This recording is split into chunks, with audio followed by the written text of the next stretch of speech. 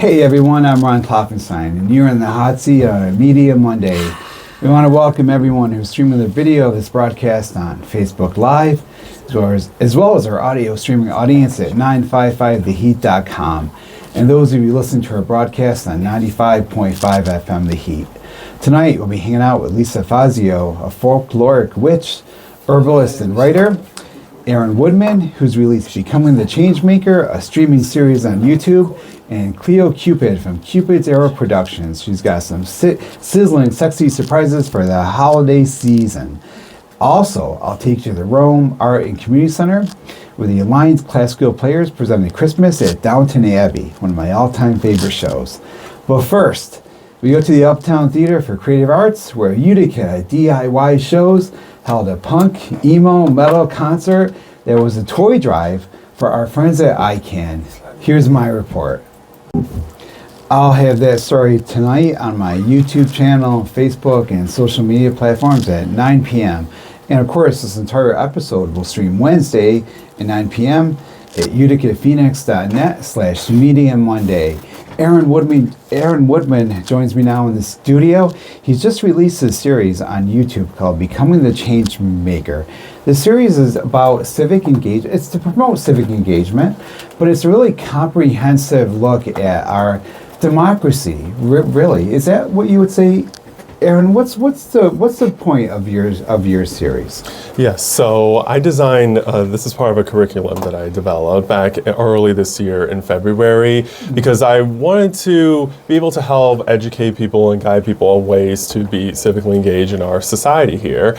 And how I define civic engagement is to make positive change in the spaces that you're in, so that we're creating a community, like a sense of community and belonging wherever you're going, so people know, like, okay, we want to make change here. Well, here's some things you need to know about here to make some change here too. So I spent like all this year like doing research on different topics, on information that I believe is important to be civically engaged based on my own experience and based on stuff I've seen in the in society so far, and just help educate people on these things. What is some of the most important information you think, like for right now, for our times? Yeah, so one of the most important things is understanding how our whole political institutions and structures work, how we can make sure you know what kind of roles you want to have as a citizen to make change in our communities here. Information literacy is very important too as well, so knowing like how you can share and receive accurate information. I think that's really important, especially to us in the media. What are some of the things that you advise people to consider in order to be good participants in a democratic society when they're approaching news or information sources? Yeah, especially when it comes to like information sources, like you definitely want to be able to like see like where it's coming from, what message are they conveying to people, like how are they presenting their arguments, like any evidence that they're sharing to, and does it like share the full picture here, and also what point of view are they sharing here too as well. So that's like one thing too. And then also when it comes to just, as you're talking about with democracy, one important thing is connecting with people. Yeah, that's an important thing, because if you don't feel connected at all, then it feels like then there's really nothing, like no one's really looking out from here as well. Why are you connected? Why are you civically engaged? You know, there's some people who say that young people aren't, you know, but some young people are. And why are you? Because I want to make sure that people know that I want to make change. I want to be able to make positive change in my community. What kind of changes do you want to make? Yeah, especially making sure people know, like, hey, your voice matters. That's one crucial thing here too, because there's people who don't really get involved because they don't think that if I don't get my way, then there's really nothing to do. Like, there's this hopelessness that I'm like noticing here in society here too. Like if let's say election day happens and the person that you voted for doesn't win, and therefore that means, oh, I guess there's no point in voting. But the thing is like, well, see that as an opportunity to grow, to be like, okay, well, let's see how else we got to keep reaching out to people, like continue to show like, hey, your vote matters here, and here's why. Here are the things that happen in our government that can affect your life here too. So that's like the crucial like change I want to make here, is people knowing like your voice matters here, and that anyone's trying to say that it doesn't matter is saying that like, oh, you have power here, but I don't want you using it. Yeah. You have an academic background in government, social studies type stuff, and also your lifelong involvement in the stuff. But when you put the series together, when you did the research and produced it, what are some things that you maybe learned, or how did it change in some ways? Did it in some ways change your perspective on American democracy? Yeah, so in college I majored in political science, and at the time, I knew that hey, it's important to understand how our government and structures work, and that's still important. That's really crucial because that sets the standards and the rules of how we all operate here too as well. But then also knowing after I graduated and doing political campaigning work and a lot more volunteering work and being part of different civic organizations, there's more to just learning how our government works. It's like an interconnected type of work here too. So also, like I said, meeting people, connecting with others, and seeing how we can all collaborate with each other to make positive change together. Because it's not an individual effort; it's a collective effort. True. And it's interesting. One of the things that my takeaways of your series is just the complexity of our system, our government, and how any little individual part, a part that maybe you would cover in one of your videos, how important any one particular part is in the system as a whole. What do you think is the current state of our democracy? How healthy is our democracy? Well, I mean, of course, there's a lot of there's still challenges that we're really facing here too. And what will really come down to is us as the people knowing, do we want to tolerate this, or we're gonna stand up and say no, we expect better and demand better from our elected leaders. Is that what you're doing? Is that what you're doing? Yeah, it's really just saying look, you are a politician, you're a leader for us. You're representing us in the government, you're supposed to be doing things in our best interest here. And if you're not doing that, then we as citizens need to stand up and say, okay, we can't have you representing us. We have to have someone else who will represent us that will actually help us out here too as well. Right. So really, in terms of say a democracy, it really comes down to us as a people. Do we want to maintain it, or we don't want to have it? That's really what it is, and that's really the point of my series, is to really emphasize if we need to have a democracy to be able to have that accountability and to enable us to use our political voices to make change. Yeah, and I think that accountability is something too that's really important. I think we need to be citizen leaders, and that's something that you are too. And I know you're doing something for the Utica schools too, as with the Rise Up thing that you're involved with. Yeah, so that's Project Rise. That stands for Respond, Invest, Sustain, and Empower. So that's with the Mohawk Valley. Well, it's actually part of the New York State funding grant to help different communities with alleviating gun violence here, and they distribute the money to various grassroots organizations here. So for me specifically, I'm working with the Mohawk Valley Junior Frontiers, and I'm actually also an alumnus of that organization when I was a high school student too as well. So really, so that's really helping with those the high school students, middle school students, and just really helping them with making sure we're having programs for them to keep them engaged and be able to develop their skills to be ready for college, and really just develop their cultural enrichment as well too. And you're a great role model for these kids. And why is it important? Why do you take the time to be a role model to them? Why is that important? Because it's important. And what do you get out of that? Oh yeah, well, it's important to have role models so someone knows someone is there to guide them in life, and in whatever type of theme or capacity and any focus that they're in here too as well. So it's talking with the Project Rise, that's really okay, being role models for them to show yes, you can succeed. You can succeed academically and career-wise here too. We want to make sure that we're providing all the resources to help you succeed here and show that there is a great path for you out here, and you don't have to go into any negative paths out there too. So that's the importance of having role models. What do you think gave you that message that you could succeed? Because you have succeeded. And what do you think it is that gave you the perseverance, or that kept you on the right path?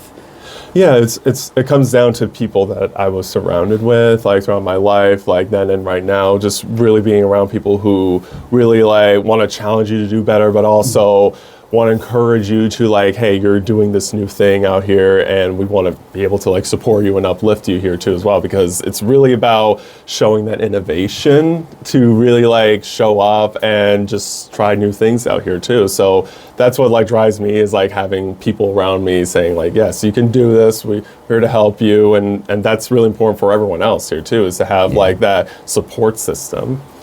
What's your message for the world, for young people, people your age, about democracy and civic engagement? What do you want them to know?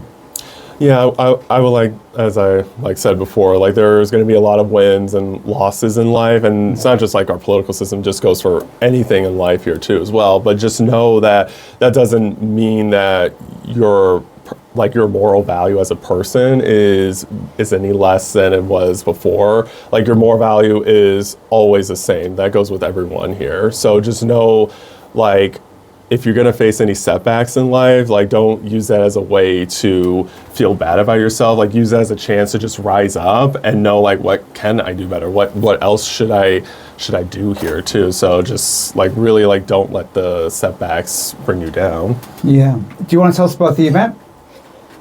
Which event are you talking? The Rise event.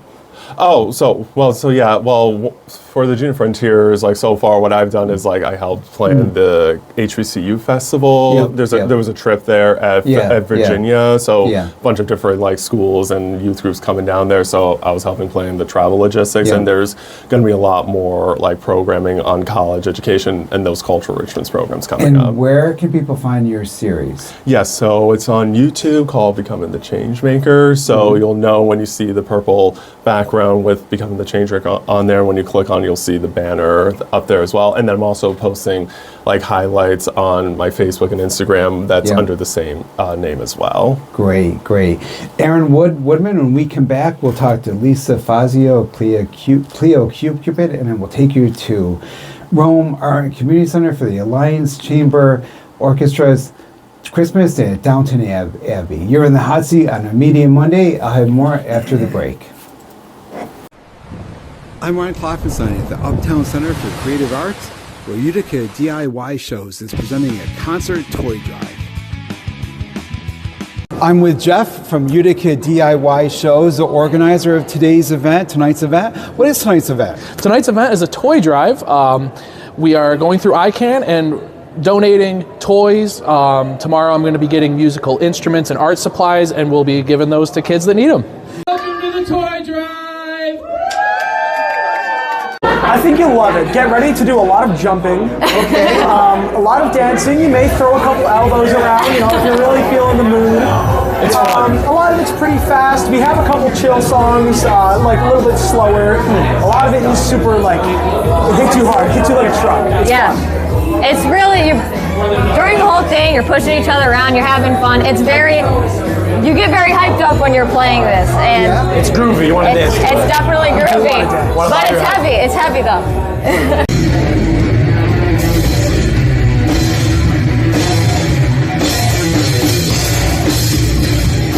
We're Verivan. We're Verivan. We are a death metal. We are a death metal band based out of Utica, New York. We have a lot of fun with our music. Yeah. So, when you say death metal, like what is death metal? Low tune guitars, fast, groovy music, super low guttural vocals, stuff to mosh to, stuff to dance to, have a lot of fun. A little jiggy with, maybe. So I've been told.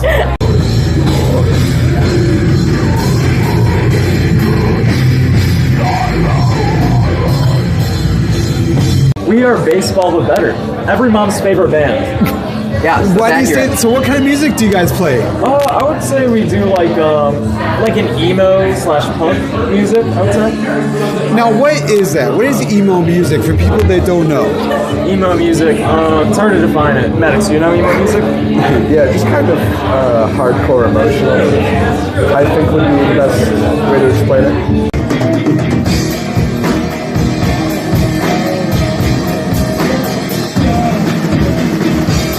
We do a lot of fooling around up here, so it's like a occurrence that happens. So, what should I listen to? This is my first time. Actually, it's my first time to be at a concert. I think for emo as well. You know, I mean, so like, what is it I would listen to as an audience member? Like, what should I listen for? What can I understand to like really appreciate it? I think our main focus is probably the instrumentals. We're very big on instrumentals. We have a couple different open tunings that we play in just for kind of a bright sound, but we also like darken it up when we need to. Yep. And we get very, very particular when it comes to our sound. We do. Some of our stuff gets pretty technical at times. Both me and Anthony and Joe, all three of us, I would say, on what we're doing. So. Yeah.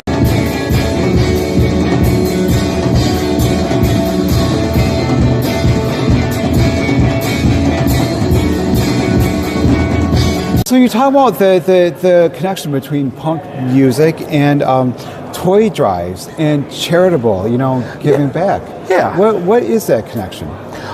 Just wanting to give back to the community. Yeah. I mean, the community's been good enough to me to where I've been putting these on for now 2.5 years. I think some people may have an image, maybe of punk music. As they think it's noisy and violent, and they think that we're going to murder people. You got to catch me on the wrong day for that. But how better to turn that upside down than have a toy drive and Christmas? And nobody expects it, especially when you're dressed as the Grinch. Right. We'll be looking for you. Thank you, Joe. What's fun is a lot of people that have been that have come in are like, oh, I didn't even recognize you. So this is I didn't recognize you either. So yeah, and you were on my show 2 weeks ago. It's accomplishing two different things. Yes. Everyone knows I might be kind of important, right? And they don't know who I am. Exactly right. And they know to hide the toys. Yes. For more information on Utica DIY Shows, follow them on Instagram. At the Uptown Theater for Creative Arts, I'm Ron Klopfenstein for 95.5 FM, The Heat. This is Ron Klopfenstein, and you're in the hot seat on a Media Monday. Hey everyone, welcome back to the hot seat on this Media Monday. I'm Ron Klopfenstein. Lisa Fazio is an Irish, Italian, American folkloric witch, heretic, herbalist, and astrologer. She's also the founder of the Root Circle. She joins us here in the studio. Welcome to the show, Lisa. Hi, thanks for having me. What is a folkloric witch? Well, I'm a witch that works with folkloric traditions, folkloric practices. So what would that be, folkloric? Well, anything that is part of the folk traditions or cultural traditions of a people, usually common people, so peasants. So this would be kind of like for healthcare, like herbs and. It's for health and spiritual care. So interesting. So most of our traditional practices are part of our sacred traditions, are entwined with. Why is that? Well, because until recent years, there wasn't as much separation between the rational and the sacred. So, and then at some point, modern medicine separated into purely rational, purely reason, purely science. And those are not bad things in and of themselves. Right. But we divided our more intuitive, spiritual. Kind of suppressed some of that, I would think. Yeah, absolutely. Yeah. And so folk medicine. At least in regards to healthcare, certainly, It's completely. Right. We don't listen to our bodies as much. We don't listen to our bodies, and we don't have any connection with anything that is outside of the physical for the most part. Yeah. So the unseen. Some people might refer to it as God. Some people might refer to it as source or the alive, aware reality that is behind the world. How does that connection inform your work and your life? Well, as we talked about, I identify as a witch to some degree. We could talk about the definition of the word witch. Yeah, I'd love to. Yes, of course. Yeah. I think people should define themselves. What's that? I think we should define themselves. Yeah. The word witch is got a broad definition. It has Right. many definitions, and because all words are representatives. Right. And words have all the connotations and all the Right. cultural baggage and historical baggage and stuff. So the type of witchcraft that I'm talking about isn't separate from different types of spiritual practice and even religion. For instance, Catholicism, Right. which is a big part of both of my heritages, both Italian Irish and and Irish, and Italian, yeah. folk medicine Yeah. are really Catholic. A lot of people ask about that. They ask questions like, how can witchcraft and Catholicism... There's a contradiction. There really isn't. Why isn't there? I mean, some of that goes I'm not saying in- that there is, but like when people say that to you, what is your response? My response is that it's a misunderstanding of both traditions, or maybe not misunderstanding, but only seeing a certain side of both traditions. And then I think a lot of it is the dominant narratives around both traditions. Right. And also, you have a patriarchal tradition that comes in conflict with a matriarchal tradition too, right? I mean, with witchcraft, the Wiccan compared to Catholicism. So Wiccan is something different. It's a type of witchcraft. Okay. What kind of witch are you? What type of witch are you? Folkloric, I guess, as we talked about, as well as Catholic. So when you say folklore, you mean kind of like the traditions and the culture that was passed down by common folk, not necessarily like Hansel and Gretel and Cinderella and stuff. It's folkloric in the sense is outside of orthodoxy. Oh, I see. Oh, interesting. Okay. So, in other words, when we talk about like folk Catholicism, it's not necessarily connected to the institution of the church. I see. And in fact, often it's unorthodox. So often it's a separate thing. It's a cultural tradition. So I see. when we talk about folklore, we're talking about language, prayers, rituals, dancing, singing, foods, festivals, different types of healing remedies. That are passed from generation a very to generation. Holistic view. Usually by oral tradition. Not anymore, but it was transmitted through oral tradition. How did these traditions get to you? So I grew up in Utica, and I grew up in Italian American. I'm half Irish as well, but the dominant cultural influence in my life and everybody's life here, whether you have Italian heritage or not, is influenced by Italian culture. Both of my grandparents were Italian immigrants. So that's a lot of how it came through to me. And then I've also spent a lot of time in southern Italy as well.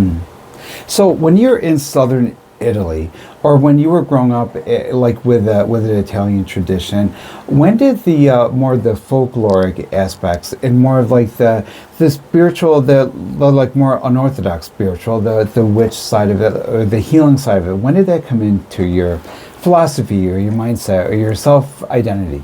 Well, growing up in a culture, immersed in a cultural tradition, you don't notice something as being, this is a You're certain like a fish thing. in water. Yeah. Exactly. So it wasn't something where there was any categorization or even sometimes noticing it's such a part of life. But then I became an herbalist and started working with plants and working with other cultural traditions as well.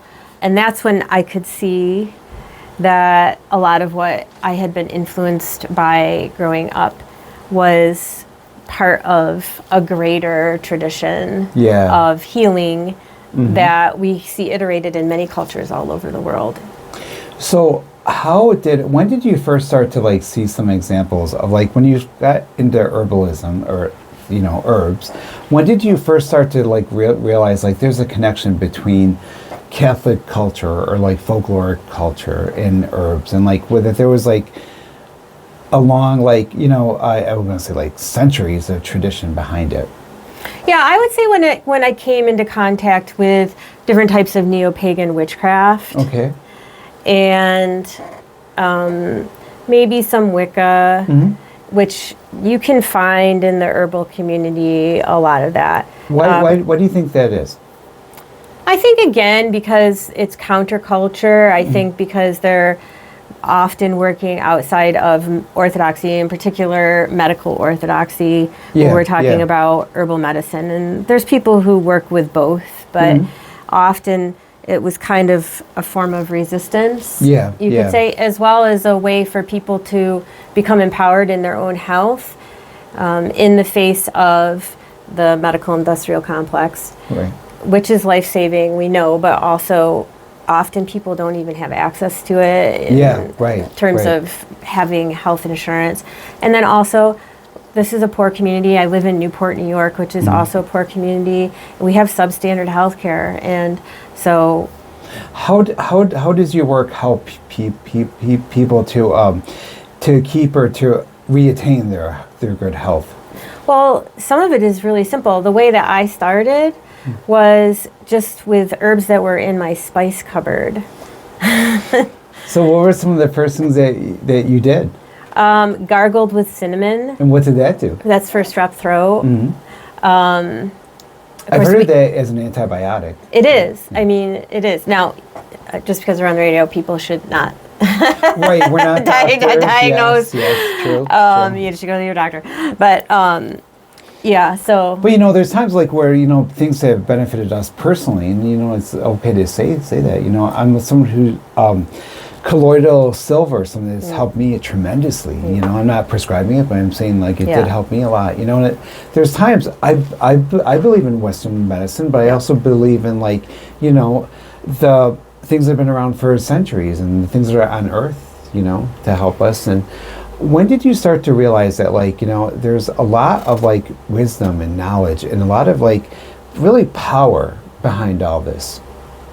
Well, so one of the first remedies that really worked, I had a child with chronic ear infections, and we had taken her to an ENT who wanted to put tubes in her ears, and we didn't have any health insurance. And we had been taught by an herbalist about garlic oil, and so we started doing it, and she never had another ear infection. Wow. So when did you start to blend your interest in herbs and your knowledge of herbs with the spiritual side? I don't know that it was ever separated. I feel like I was always aware of the spiritual animate, so sometimes we might call it animism, aspects of life. I never really felt any lack of that in nature. I spent a lot of time, obviously, in the woods, in nature, gardening, and it was always just a part of my worldview, I feel. What did it feel like for you to be in Italy? Did it feel like did it feel different? I mean, obviously you grew up in the United States, you're American stuff, but I wonder for someone like you who's so in touch with your culture, when you were back, on that soil, not back, but when you were there, in a way, sort of genetically, DNA-wise, you were back. Did it feel like that? In some ways, yes. In other ways, no. Italian culture is definitely not the same as Italian American culture. Oh, true. How is it different? Well, it's a separate thing. It's a totally different thing. Right, we have so it's a different language. Yes, right. So that's a big part of it. It's just completely different culture. What is your book about? My book is about Italian American folk medicine. Yeah. And how did you come to write that? Do you keep records as you did research? Yeah. Do you grow your own herbs? Yes. Yeah. So I just started collecting. Well, I was teaching a lot. People were asking me to teach about it, and as I was developing curriculum to teach, I was noticing that I was just collecting all of these things on my computer, and I just started writing about it. Do you think it's important that you do grow your own stuff? For you personally, not for everybody, but do you get something out of that yourself? Yeah, certainly it's important. I think it's absolutely important if possible. Not everybody can do that. But yeah, more people can do it than I think they can do it, because you can grow things in a pot in your windowsill. Right. Yeah. So there's a lot of reasons to grow your own herbs or foods or medicines. Some of them are just to see the plant that you're using as a remedy, right? Just to see what it looks like in life. Yeah. Without even utilizing it, right? So how have you personally, like you or like with your kids and stuff, blended like the herbal, like the folkloric approach to medicine with the more Western style? Like if you're sick, what do you do? Well, yeah. So because a lot of people do both. Like I do both. Yeah, we definitely do both. Well, I wouldn't immediately go to the doctor because I had a cold or a flu. Like there's so many things that can be treated at home. Yeah. And so then what would you do? Like if it were a cold, say. Like a cold? Yeah. Oh, I might make some tea. I'd take some echinacea, maybe some elderberry, some vitamin C, rest. Yeah. Things that like kind of listen some to really yourself. simple things, some soup. What do you guys do at the root circle? So the root circle, mainly at this point, it's a lot of teaching. So I run courses. Yeah. What kind of courses? I teach a course on Italian folk medicine called Della Medicina. And I have an upcoming course on dream incubation. Oh, cool. Which is a what's that? It's a type of dream work that originated in the Mediterranean, in the dream temples, pre-Christian, Greek, Rome, and the greater Mediterranean as well, where people would go to healing sanctuaries all over. They're still, the temple remains are still there. You can see them. And often the dream temple would be devoted to the god Asclepius, who's the god of healing. And people would go to the sanctuaries and then prepare to go into a certain inner sanctum of the temple called an avaton, where they would sleep and dream in hopes of having a visitation from the god Asclepius or some other deity that would either heal them in the dream or give them symbols that could be interpreted by the priests and priestesses of the temple for prescriptions for healing. Oh, wow. So what do you do in your workshops? Well, we talk about the history of that and the ways that nobody knows exactly what they were doing because all of the records are in ancient Greek and nobody speaks that anymore. Right. But from what we know, the other interesting thing is that this practice did carry through into Christianity, where people would go and sleep in different sanctuaries and shrines and churches to saints in hopes of having a visitation from that saint. Did you ever learn something yourself from a dream, significant or important? Or have a revelation or really? Yeah. Like what are some that you could say? We got to go to break in a minute, but what's something that like for healing, like you get guidance from your dreams. You can get guidance from here's an example. A plant could come to you in a dream. Yeah. And like that's kind of a way to like maybe telling you that would help you heal with if you have a cold or very interesting. And your book is on Amazon. Yep. And you're in Barnes and Noble too, right? I think so. Yep. I looked it up. And okay, great. So we're talking today to Lisa Fazio. She's an Irish, Italian, American folkloric witch, heretic herbalist, and astrologer, founder of the Root Circle. I'm Ron Klopfenstein. You're in the hot seat on a Media Monday. More after the break. Hey everyone, welcome back to the show. On the next Hot Seat Media Monday, we'll be hanging with Richard Weems, who writes that cool blog about the local art scene on Medium. He's also the author of several short story collections and has published fiction, essays, and poetry in numerous magazines, and he's an award-winning educator. That's Hot Seat Media Monday, coming up on Monday, December 15th, right here on 95.5 FM The Heat. The Alliance Classical Players celebrated Christmas at Downtown Abbey this Saturday at the Rome Art and Community Center. Photojournalist and AI content producer Jim Hale and I were there, and we have this report.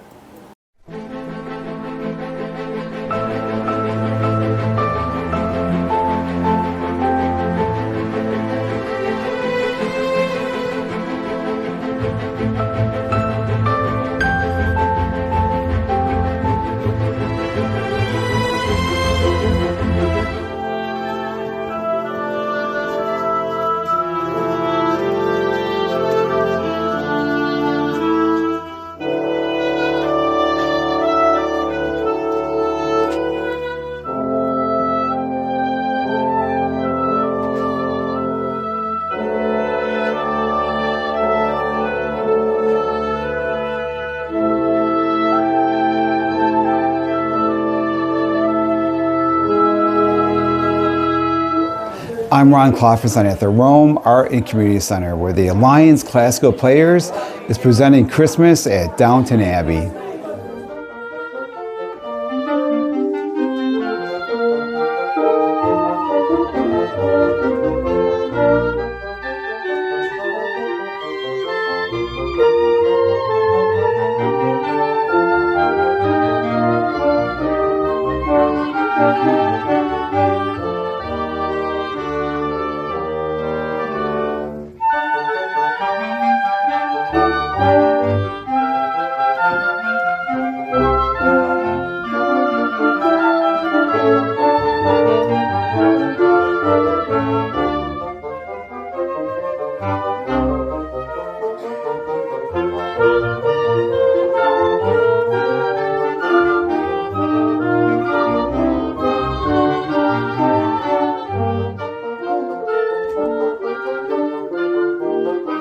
I'm with Michael. He's a conductor. So I got to ask you, what does a conductor do? Because I see conductors up there, you know, with a baton. Like, what is it you actually do, and like, how do you direct the orchestra? Right. So yeah, the first thing people see is somebody up there waving arms around. Your back. What is it all being? Right. Yeah. So the back side, the best side. So the job at a concert, at a performance, is to keep the group together, to keep the dynamics, the volume where you want it, the tempos at the speed that you want. Christmas carols are hundreds of years old. Downtown Abbey is like a well-established song. Right. What do you do as a conductor? What do conductors do to make it their own? Yep, that's an excellent question. So you have a preconceived notion of how fast these pieces should like go. Like what Downtown Abbey sounds especially. like. We wish you Merry Christmas. Right, you know, and I think some of these old ones, like, all right, so what, before the early 1900s, nobody even had references. They had records once in a while. Yeah. So it really is impressive when we do the pieces by, like we did a piece by Corelli, the Great Christmas Concerto. Yeah. So that, you know, back in the Baroque era, I mean, the only references were other performances, what the composer wanted. In memory. So, right. So sometimes I'll get an idea from listening, because we do have that advantage. Other times I'll just I may want to do something a little faster, or maybe a little slower. So that's where the personal touch comes into play. Yeah. Well, great job tonight. I really enjoyed that. It's always a joy. This is a beautiful place. Rome is a great place. I grew up in New Hartford and Utica, and I live in Syracuse now. And it's just it's a beautiful spot to do a concert. It's all decorated nicely. So last night I was at the Uptown for a punk rock, heavy metal, thrash concert, toy drive, and like, you know what's interesting is like both concerts, you know, for me the experience in many ways was kind of the same. With that concert, like we did put earplugs in. Oh yeah. But like I mostly like felt the music. Kind of like here, I felt the music too. You know, so it's like interesting. Well, it's funny you say it, because I'm a big universal. I'm a big prog rock fan. I'm a big Rush fan. So I mean, all parts of it. I play jazz and I play classical. I'm mostly a classical percussionist, but you know, so it's great that we can achieve all these different styles. It's wonderful. When it's done well, it's done well. Absolutely. So anyway. Thank you.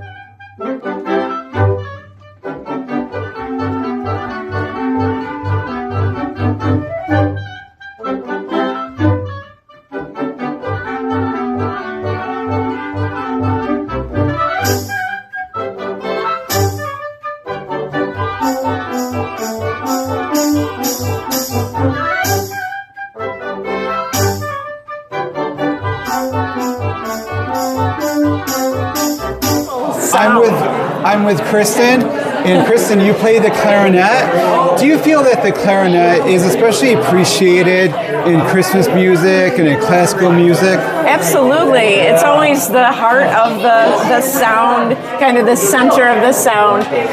Now, Colleen was on my show on Monday, and she was saying that kind of the clarinets are sort of like the bass, kind of like centered in the center of the orchestra too. Right. Yeah. Why is that? Well, I think in this setting, which is the wind band setting, the clarinet sometimes takes the role of a violin and has a lot of the melodic lines. I see. So even though it's a woodwind, it can like kind of take on do the job of different instruments. Absolutely. It can take on the characteristics of different instruments, and it can play low and high, and it just is very versatile. So it makes it like a good kind of center or basis for an orchestra. Absolutely, yes. So what drew you to the clarinet? I think at first it was just the sound of it. I always loved it, and I had. How would you describe the sound? Well, it's just very mellow, or it can be. That's probably at first kind of rich tones. Yeah. And I had a fabulous teacher. Oh yeah. Who was right from Rome. Oh my gosh. He had a Who was beautiful that? sound. Who was that? So I studied with Alice McCalla, who is.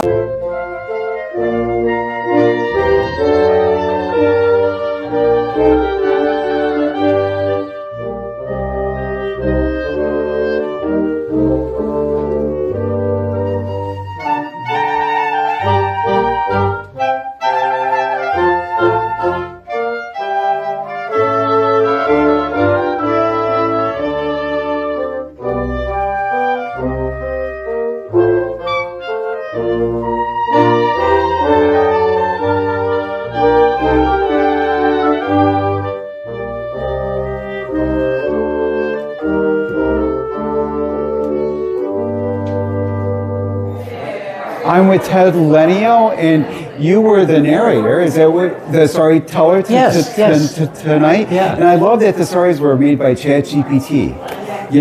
So can you describe that process? Because we use AI a lot with the station too. We do a mix of like real and AI both. And I love that AI can like give people such immediate, I like it for the immediate feedback, but I also like the way that it can give you like exactly what you want. It's so refreshing to hear that you're a fan of ChatGPT or AI, because oftentimes we hear criticism of it taking over, and students aren't learning properly, and they can plagiarize and all of that stuff. It's an amazing tool. It's wonderful. It's actually taught me to be a better writer myself. Exactly, and I think it can and should be. Yeah. Colleen O'Neill, who plays clarinet. Yeah, who's on the show. Who's on the show, exactly. Yes. Who is the linchpin of Alliance Classical Players, was looking for some vignettes, some stories to kind of intersperse in the selections that they put together for the Downtown Abbey music. And so she put in some kind of key information, and this is what was generated. It's kind of amazing, the richness of the text. Yeah. As if AI is a fan of the program, but these are original. The biggest fan is we are. Exactly, or more so. Yeah, I know. Right? And the fact that it was able to generate such personable. It has such heart too. Heart? Ron, talk about heart. This is the first time this evening for the concert I've been able to get through these without losing it emotionally, without crying. You did such a good job with your performance. Thank you. What did you put into, how did you prepare? Well, I practiced, and I did just a little bit of research because I'm not a regular follower of 6 seasons of Downtown Abbey. Gosh. But I did see the grand finale. Oh, that's good. The movie. That's good. You're forgiven. I got an orientation, and I watched the bonus features at the end of the film, because I watched it on DVD. Right. So that helped a little bit, right? You got the vibe. It's interesting. Just by reading the stories, having seen the film, and listening to the music, the theme, You really begin to feel it. And you do. Christmas 1924 and what the manor was like, what Downton Abbey was. So it kind of came about. But thanks to Colleen for generating these wonderful stories. And these are the longest kinds of pieces that I've done during a concert. Typically they're a paragraph, two at the most. Do you do this with other concerts? Do you perform? Do you do readings or like? Are you an actor? I am. You seem very actorish. I am. You gave a great performance. Well, thank you. I've done a bunch of stuff both locally and in Aspen. And I'm involved in a Readers Theater group now. Wow. And you guys should come on my show sometime. Doing things. Well, I'll take that as an invitation. Yes, of course. Yeah. Readers Theater. And I have been kind of like serving as the official announcer for ACP for several years, right? Yeah. But it was just wonderful to have such meaty stuff. Yeah. I didn't feel I had enough drama schooling or preparation or even experience to handle these without losing it. Yeah. Because, Ron, as you know, you have to feel what you're saying. Right.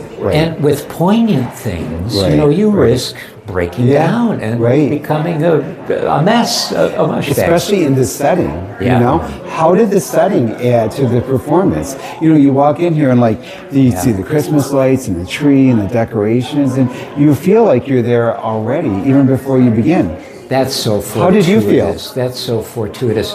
I think that's why Colleen and ACP selected Downton Abbey as a theme, because RACC, the Rome Art and Community Center, just decorates so marvelously for their holiday house, which you have to come back to next year. And so walking in here, you feel like you're in Downton Abbey. Christmassy. Very much so.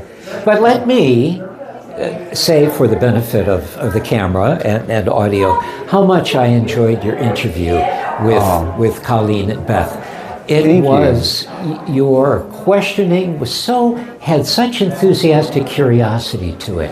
And you asked the kinds of questions which oftentimes people would just pass over, but they were existential. I mean, they got to the heart of music and instruments and why they play and what they get out of it. And it was wonderful. I enjoyed listening to the whole thing. Gosh, thank you. That was so nice. You're very welcome. Good job tonight. Thank you very much. Downton Abbey. Thank you, Ron.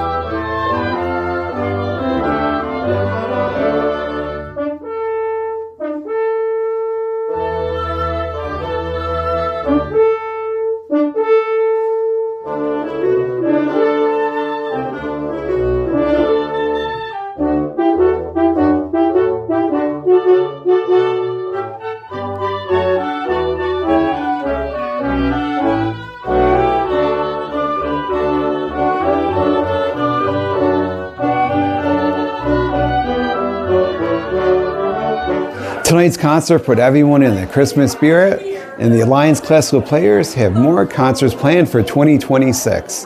At the Rome Art and Community Center, I'm Ron Klopfenstein for 95.5 FM, The Heat. If you'd like to see and hear that story again, I'm going to have it posted Tuesday at 9 p.m. on my YouTube channel, Facebook page, and other social media accounts.